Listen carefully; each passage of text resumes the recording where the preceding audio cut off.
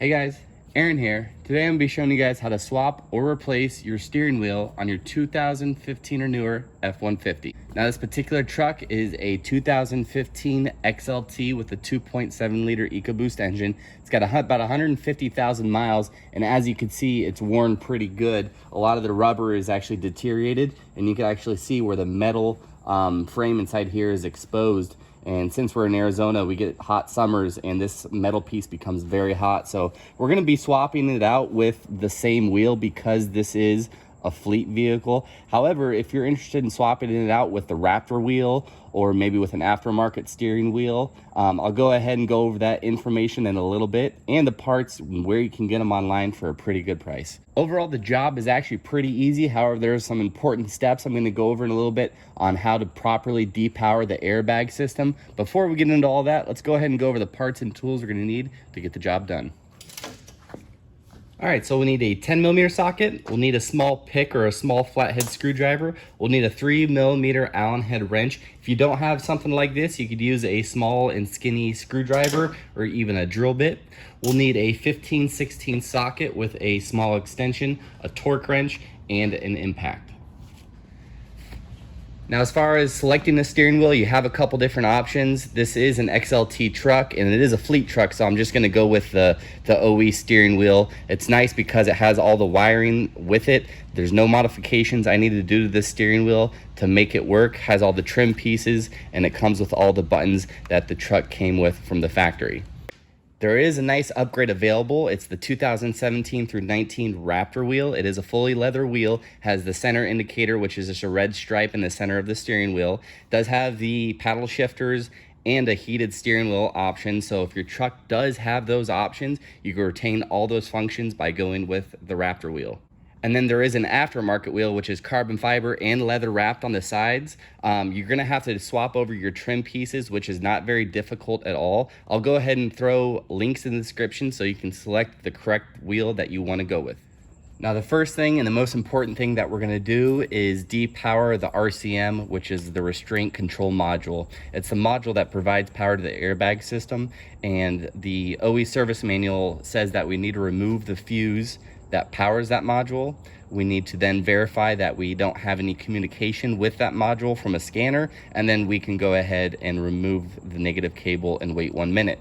I'm assuming that everybody doesn't have a scanner to verify communication with the RCM, so I'm just gonna go ahead and remove the cable on the negative side. We're gonna remove fuse 35 and 22 and then wait 1 minute. Now on this truck, fuse 35 is located right here. It's a 35 amp. And then fuse 22 is this 30 amp on the corner here.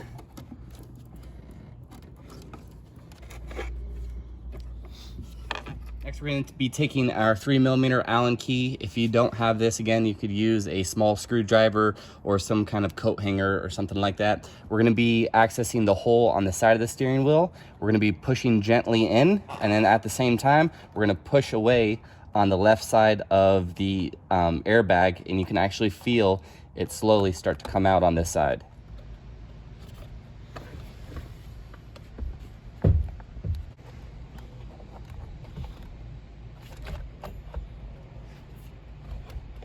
So now that we got it loose, we can go ahead and remove the 3 wiring connectors that attach to our airbag. There's 2 yellow ones right here. We're just gonna take a small pick and pick away at the yellow tab on the face of these connectors.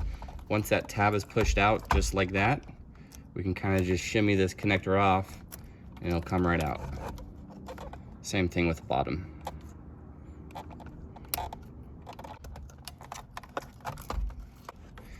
And for the last connector that's red, we're just gonna take our pick, go underneath the connector, and pull away. Now we're gonna go ahead and set this on the table on our workbench. I'm just gonna go ahead and face it face up just like this. Now the next step we're gonna do is remove the wiring connector that goes to our steering wheel buttons. If you have a King Ranch Platinum or something that has more options than this truck does, like the Raptor, you're gonna go ahead and remove a bottom connector as well, but as you can see, we don't have one. So I'm just gonna take our pin, our little screwdriver here, and then we're gonna take this connector out. And after that's complete, we're gonna go ahead and take our 15/16 socket with our impact and remove this center bolt.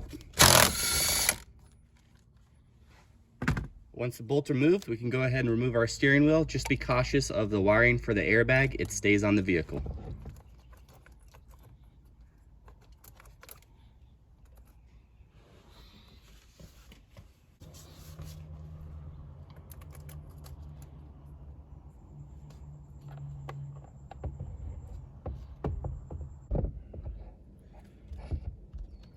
All right, we got our new steering wheel put on. We're gonna pretty much do everything in reverse procedure, starting with the bolt that holds the wheel on.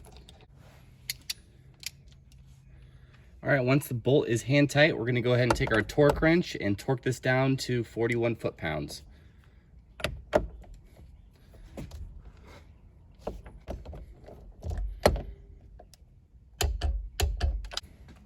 Let's go ahead and throw our connector for our buttons back in. Now we're gonna go ahead and throw our airbag back in, starting with the 2 connectors on the back of the airbag.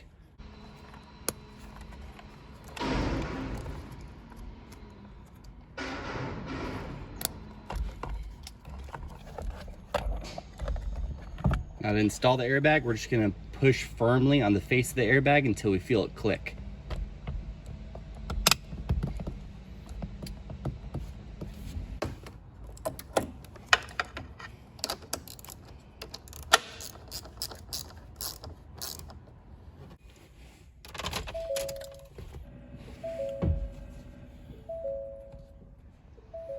All right, guys, and that pretty much wraps up this video. Thanks for watching as always. Please make sure to check out the links in the description for the parts and tools I used during this video. If you have any questions or comments, feel free to leave something in the comment section.